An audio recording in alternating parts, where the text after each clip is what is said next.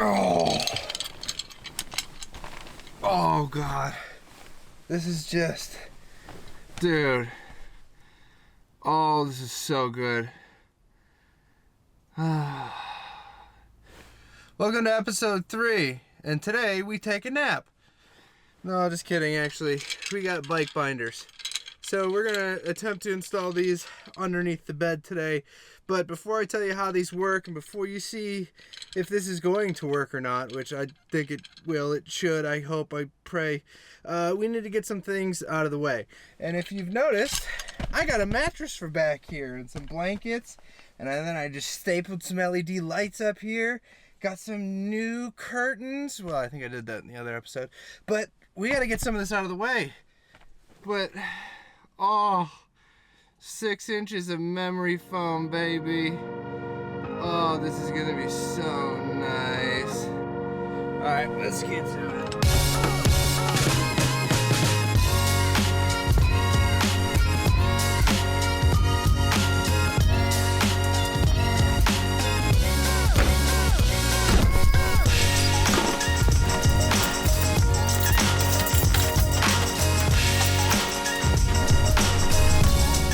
What I don't know is how I'm gonna get the bed to fit into here when I have a motorcycle in here. And I think that's a problem that I'm gonna cross that bridge when we get there. Watch out! Slow down!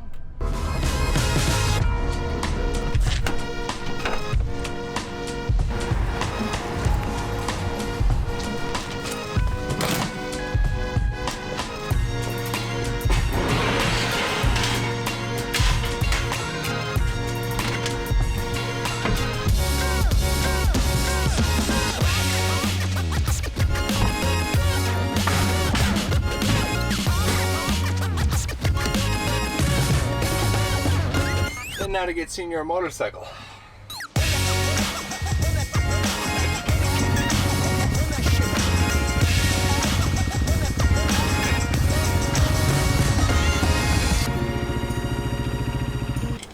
So what are bike binders? And why did I choose to go with bike binders instead of a just traditional wheel chock or some other way of doing this? And well, to be honest, bike binders, they're new. They're maybe have been around for a while. I don't know. I think they're really cool. I've never used them before. I've always been a traditional chalk and strap kind of guy, or trailer, or, you know, I've never used some of this new technology. But the way they work is pretty interesting. So you remove a main pin to release this entire lever here, and then release this peg pin all the way to the top. Slide it onto your peg, close that peg pin, make sure it locks into place. Then what you're going to be doing is, since this is now strapped to the ground, is you're going to be locking that into place, replacing your pin, and theoretically that holds your bike in place. And now, while there could have been many other options to actually do this, I've got faith in bike binders, and I'm really hoping that these work out. My only fear is they may not be long enough, and that may come into some issues. But the other option was trying to put a wheel chock, and I didn't want to do that because it's in the middle of the floor, and, well, that was basically it. It's like my only option.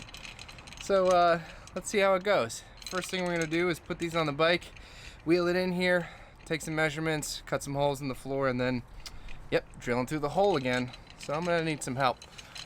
Yo, mate, where are you at?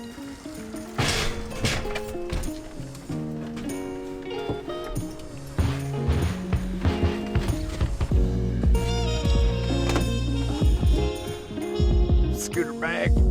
Yeah, go backwards a little bit. Go backwards a little more. Backwards a little, good. Right there. So I'm just going to trace the bracket itself.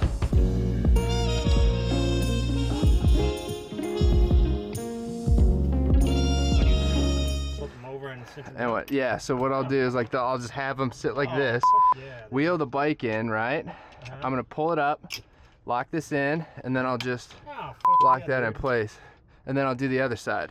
Hell yeah. You know? So like that's why it's like I like these. Hell yeah. I think these will work good. I think.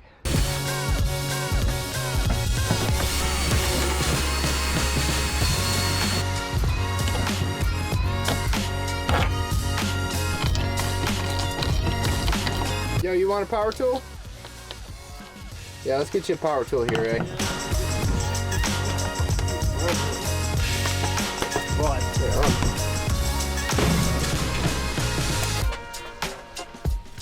Trying to focus enough to help you watch your back because you got the lamp on the wheel.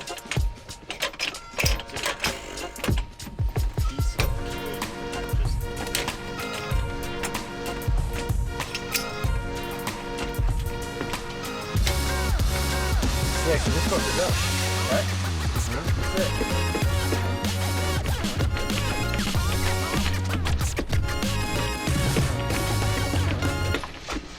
The next day. Ready? First test ride.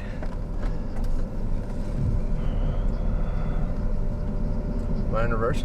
Oh yeah. Feels like it? It doesn't feel like it. Did you run anyone over yet with this thing? Nearly. I try to aim for children. What? You're good. You think it's gonna be fine? Yeah. That's an expensive mistake. Here we go. Oh my God. Yeah, back and forth, no problems. It's side to side, really, right? Yeah, back and forth, I wouldn't find any issues. Right? Mm-hmm. I think so. What was that? One of the controls for the, Oh. Yeah, fuck those things. going 7. Like, I'm just gonna suck through fuel. Went through a quarter tank so far. 123.5 miles. Because you still haven't really done a lot of, like, yeah, here we go.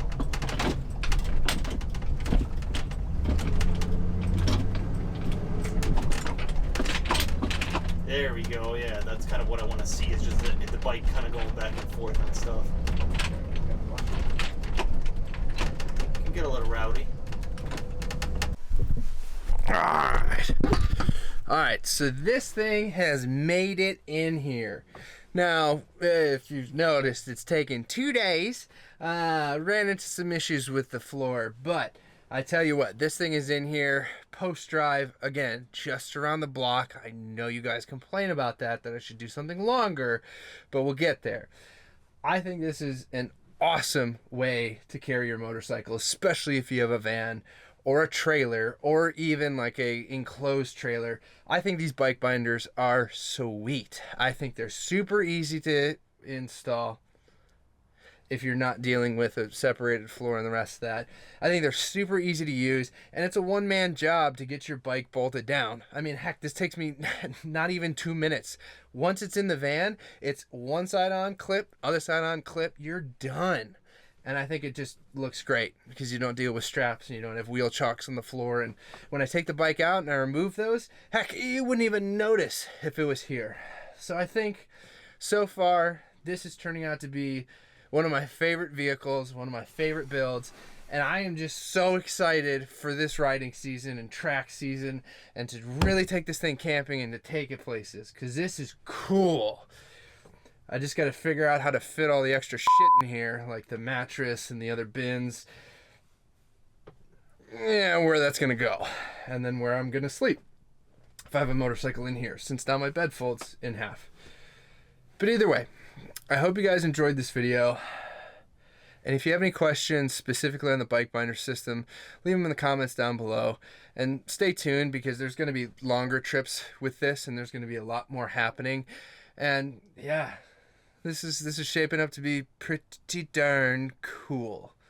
So I guess until next time, remember, keep riding.